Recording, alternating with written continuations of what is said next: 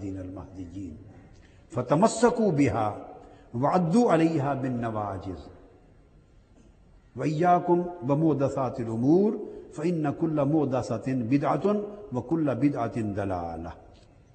یہ تمام احادیث اب آپ نے دیکھا کہ یہ جو حدیث کوٹ کی جاتی ہے کل کتب حدیث میں یہ ساری حدیث ایک اس مضمون کا حصہ ہے، یہ الگ سے کوئی حدیث نہیں آئی۔ لوگ تو خطبوں میں اگلا ٹکڑا پڑھ لیتے ہیں نا، کل محدثۃ بدعۃ وکل بدعۃ ضلالہ وکل ضلالۃ فی النار، ٹکڑے کر کے۔ اور یہ کبھی کسی نے نہیں غور کیا کہ تم آقا علیہ الصلوۃ والسلام کے منشا کا ٹکڑا کر کے غلط جگہ استعمال کرنا چاہتے ہو۔ فرمان رسول کا منشا کچھ اور ہے۔ لوگوں کو اس بیان کرنے کا مقصد یہ تھا کہ ایک امپریشن یہ ہے کہ چونکہ صرف زندگی میں وہی 3 کلمات سنے ہیں تو عامت الناس کو یا عام طلباء کو یہ علم ہی نہیں ہے کہ یہ 3 کلمات مستقل طور پہ کل یہی مضمون حدیث ہے یا کسی بڑے مضمون حدیث کا حصہ ہے۔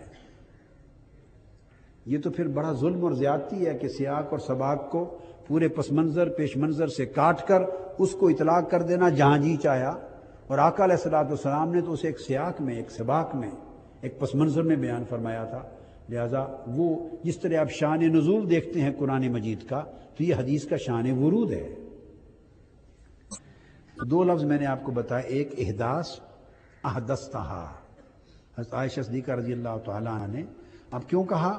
تو پتہ چلا کہ محض کلمات خواہ وہ سنت رسول ہی ہیں اور کلمات نبوی ہیں، حضور علیہ السلام کی زبان مبارک پر کلمات آئے ہیں تسبیح اور تحلیل کے اور استغفار کے، اور آئے بھی آقا کی زبان پاک پر ہیں، جو ہمارا امر بن رہا ہے، امرنا دین بن رہا ہے، ہمارے لیے سنت بن رہا ہے، اس کے لیے ملا احداث استعمال کر دیا۔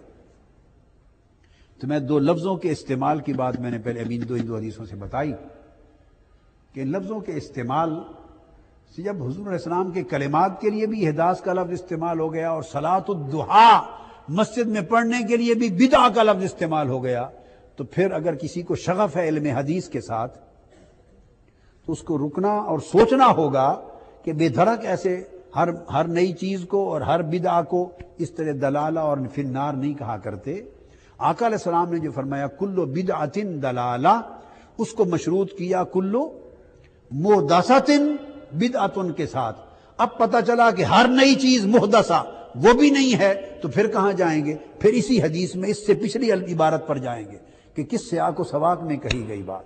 جب تک حضور کے پورے فرمان کا سیاق و سباق اور کامل مضمون اور اس کا مورد، اس کی شان ورود کیا ہے، اس مضمون کا سیاق و سباق کیا ہے، اس کا پورا مضمون از اول تا آخر کیا ہے، آقا علیہ السلام کیا واقعہ، کیا مضمون بیان فرما رہے ہیں، اس میں بیان کا منشا کیا ہے، مقصود کیا ہے، نشاندہی کیا کر رہے ہیں اور سمجھانا کیا چاہتے ہیں، جب تک پورے مضمون کو، ایک ہی حدیث کی بات کر رہا ہوں، پورے مضمون کو من جمیع الوجوہ من کل الوجوہ سامنے نہ رکھا جائے تو ٹکڑا پکڑ کے اگر معنی لیں گے تو گمراہی پیدا ہوگی۔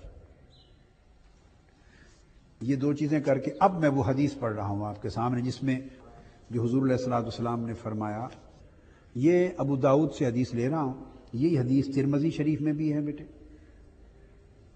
پہلے حوالہ لکھ لیں، ابو داؤد، سنن ابی داؤد، کتاب السنہ، باب فی لزوم السنہ، اور دوسری یہی حدیث ترمذی میں بھی ہے، جامع ترمذی، کتاب العلم، باب ما جاء فی الاخذ بالسنہ، اور یہ حدیث سنن ابن ماجہ میں بھی ہے، ابن ماجہ میں اتباع سنت الخلفاء الراشدین۔ یہ 3 کتابوں کے جو عنوان ہیں ان کو ملا کے میں حدیث سمجھاؤں گا آپ کو۔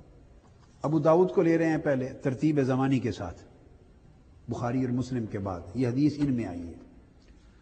حدیث یہ ہے، حضور علیہ السلام نے فرمایا، حدیث کے راوی ارباز بن ساریہ رضی اللہ تعالیٰ عنہ وہ روایت کرتے ہیں، وہ آقا علیہ الصلوۃ والسلام کی بارگاہ میں حاضر ہوئے، آقا علیہ الصلوۃ والسلام نے خطاب فرمایا، واعظ فرمایا، اور اتنا واضح بلیغ تھا۔ حدیث یہ ہے بیٹے، یہ ابو داؤد میں یہ حدیث نمبر ہے 4596۔ اس میں جو بڑی توجہ طلب بات ہے، میں تینوں کتابوں سے دے رہا ہوں اور ان کا ترجمۃ الباب اس کے ساتھ معنی متعین کرنے میں مددگار ہوگا۔ ابو داؤد نے اسے باب فی لزوم السنہ میں لیا ہے، باب فی لزوم السنہ کے لازم ہونے کے باب میں یہ حدیث دی ہے۔ سنہ اور آگے پھر سنہ کو واجب ہونے پکڑو اور بدعت کو چھوڑ دو۔ اس سے پہلی بات یہ معلوم ہوتی ہے کہ بدعت وہ محدثہ ہے جو مخالف سنت ہو۔ حضور اسلام کی ایک معین سنت ہے اور بدعت اس کا نقص ہے، اس کا نقیض ہے، اس کا عکس ہے، اس کا تضاد ہے، اس کے ساتھ اس کا واضح ٹکراؤ ہے۔ آپ سمجھ گئے؟ تو جب وہ اس کا نقیض ہے اور اس کا متضاد ہے، ٹکراؤ ہے، مخالف ہے، تو وہ بدعت ہوگی۔ اس باب میں جو حدیث دی امام ابو داؤد نے ارباز بن ساریہ رضی اللہ تعالیٰ عنہ سے، بتاتے ہیں کہ آقا علیہ السلام نے ہمیں ایک روز خطاب فرمایا، بڑا موعظہ نصیحت تھی، بڑا بلیغ خطبہ تھا، آنکھیں بھر آئیں، دل دہل گئے، لرز اٹھے، آنسو آ گئے، ایک کیفیت پیدا ہو گئی پوری کی پورے ماحول پر، گریہ اور زاری اور رکت کی کیفیت۔ ہم نے عرض کیا یا رسول اللہ صلی اللہ علیہ وسلم، ایسے لگ رہا ہے جیسے یہ الوداعی خطبہ ہے، آپ ہم سے ودا ہو رہے۔ اس پر آقا علیہ السلام نے فرمایا کہ پھر ہم سے عہد لیا۔ آقا علیہ السلام نے ہم سے عہد لیا، اور اس عہد کے اندر جو آپ نے نصیحت کی اور اس پر عہد لیا وہ کلمات ہیں۔ فرمایا فقال اوصیکم بتقوی اللہ، میں تمہیں اللہ کا تقوی اختیار کرنے کا حکم دیتا ہوں۔ یہ اب حکم بمنزلہ وصیت تھا گویا کہ اللہ کا تقوی اختیار کرنا میرا حکم ہے۔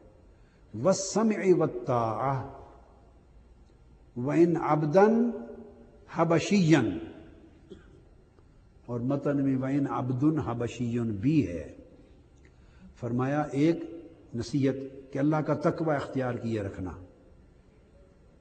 اور دوسرا خواہ تم پر کوئی حبشی غلام بھی امیر یعنی خلیفہ تمہارا سربراہ مقرر کر دیا جائے تو تب بھی اس کی سمع و اطاعت کرنا، اس کی بات کو سننا اور اسے اوبے کرنا، اطاعت کرنا۔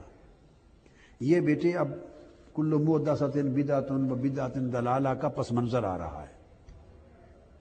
خواہ کو حبشی غلام بھی تمہارے اوپر امیر اور خلیفہ مقرر کر دیا جائے تو اس کو بھی سننا اور اس کی اطاعت کرنا۔ دوسرا فرمایا یہ حکم دے رہا ہوں، دو باتیں۔ اس کے بعد فرمایا تیسری بات فَإِنَّهُ مَن يَعْشِ مِنْكُمْ بَعْدِي، پس تم میں سے، کن کو فرما رہے ہیں؟ صحابہ کرام کو، تم میں سے جو میرے بعد بھی زندہ رہا، تم میں سے جو میرے بعد بھی، یہ وہ خاص تھا وہ جو میں نے کہا حدیث کا استدراک، میرے بعد بھی زندہ رہا، فَسَيَرَا، تو میری وفات کے فوری بعد بہت جلد دیکھ لے گا، اختلافاً کثیرا، امت میں بڑی کثرت کے ساتھ اختلاف اٹھیں گے، اختلاف کثیر دیکھے گا، گروہ بندیاں، دھڑے بندیاں، جھگڑے، اختلاف میرے فوری بعد، فَسَيَرَا، ان قریب۔